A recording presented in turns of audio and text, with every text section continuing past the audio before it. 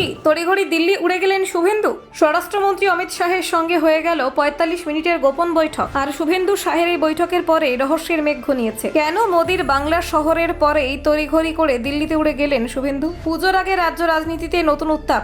শুভেন্দু শাহ সাক্ষাৎ নিয়ে জল্পনা তুঙ্গে। বিরোধী দলনেতার দিল্লি সফর, কেন্দ্রীয় স্বরাষ্ট্রমন্ত্রীর সঙ্গে আলোচনা।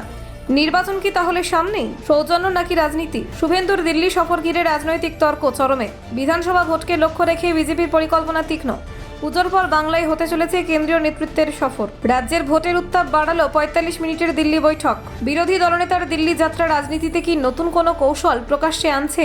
হঠাৎ করে ঠিক কি ঘটলো দেখুন। রাজ্যে বিধানসভা নির্বাচনের সময় রাজনৈতিক উত্তাপ দিন দিন বাড়ছে। এই উত্তাপে আরও জোর এনেছে যখন বিধানসভার বিরোধী দলনেতা শুভেন্দু অধিকারী হঠাৎই দিল্লি উড়ে যান। রাজধানীতে পৌঁছে তিনি সাক্ষাৎ করলেন কেন্দ্রীয় স্বরাষ্ট্রমন্ত্রী অমিত শাহের সঙ্গে।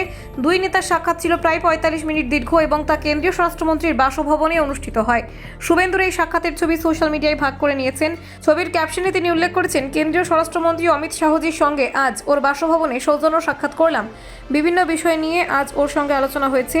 ব্যস্ততা সত্ত্বেও প্রায় ৪৫ মিনিটের মতো উনি আমাকে সময় দিয়েছেন, এর জন্য আমি কৃতজ্ঞ।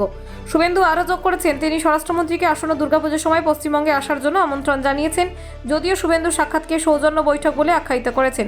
রাজনৈতিক মহলে এই সাক্ষাৎকে কেবল সৌজন্যের জন্য নয়, বরং রাজনৈতিকভাবে তা গুরুত্বপূর্ণ বলে মনে করছেন। দিল্লিতে শুভেন্দু অমিত শাহ বৈঠকের বিষয়বস্তু স্পষ্টভাবে জানানো হয়নি, ফলে রাজনৈতিক বিশ্লেষকরা আলোচনা শুরু করেছেন যে এই দুই নেতার মধ্যে ঠিক কী কী বিষয়ে কথোপকথন হয়েছে এবং এই বার্তাগুলি রাজ্যের নির্বাচনী কৌশলের সঙ্গে কিভাবে সম্পর্কিত। রাজ্যে বিধানসভা নির্বাচনের মাত্র কয়েক মাস বাকি। এই প্রেক্ষাপটে বিজেপি নেতৃত্ব বারবার দাবি করছে এবার রাজ্যে ক্ষমতা দখল করবে তারা। শুভেন্দুর এই দিল্লি সফরকে তাই নির্বাচনী প্রক্রিয়ার গুরুত্বপূর্ণ অংশ হিসেবে দেখা হচ্ছে। বিহারের বিধানসভা ভোট শেষ হওয়ার পর কেন্দ্রীয় নেতৃত্বের বাংলায় প্রবেশ আরও জোরদার হবে। সূত্র বলছে, অমিত শাহ পুজোর পর বাংলায় গিয়ে বিজেপির কার্যক্রম তদারকি করবেন। এই প্রেক্ষাপটে শুভেন্দুর সাক্ষাৎকে কৌশলগতভাবে গুরুত্বপূর্ণ ঘটনা হিসেবে দেখছে। শুভেন্দুর সঙ্গে অমিত শাহের সাক্ষাৎ রাজনৈতিক মহলে তীব্র জল্পনা সৃষ্টি করেছে। বিশেষ করে বিজেপি, তৃণমূল ও অন্যান্য রাজনৈতিক দল এই সাক্ষাৎকে রাজ্যের নির্বাচনী পরিকল্পনার সঙ্গে যুক্ত বলে মনে করছেন। দিল্লি বৈঠকের সময় শুভেন্দুর বক্তব্য অনুযায়ী বিভিন্ন বিষয় নিয়ে আলোচনা হয়েছে। যদিও কোনো বিস্তারিত তথ্য প্রকাশ করা হয়নি, তা রাজনৈতিক বিশ্লেষকদের কৌতূহল আরও বাড়িয়েছে। শুভেন্দুর সাক্ষাৎকে কেন্দ্র করে রাজ্যের রাজনৈতিক পরিবেশে উত্তাপ আরও বেড়েছে। বিশেষ করে সোশ্যাল মিডিয়ায় এই বৈঠক নিয়ে নানান ধরনের অনুমান ও বিশ্লেষণ চলছে। পূর্বে কেন্দ্রীয় নেতৃত্বের সঙ্গে শুভেন্দুর সাক্ষাৎগুলো রাজনৈতিক প্রেক্ষাপটে গুরুত্বপূর্ণ হিসেবে বিবেচিত হয়েছিল। এই সাক্ষাৎও সেই ধারাবাহিকতার অংশ হিসেবেই দেখা হচ্ছে। রাজ্যের সাধারণ মানুষ এবং রাজনৈতিক কর্মীদের মধ্যে এই সাক্ষাৎ নিয়ে নানান মতামত রয়েছে।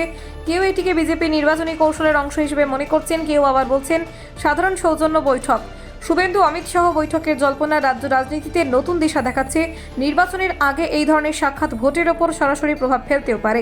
রাজ্য বিজেপির নেতৃত্ব ইতিমধ্যেই ঘোষণা করেছে পুজোর পর কেন্দ্রীয় নেতৃত্বের বাংলা সফর বাড়বে। এতে নির্বাচনী প্রচারণা এবং দলের কার্যক্রম আরও জোরদার হবে। Bureau report, news prime Times.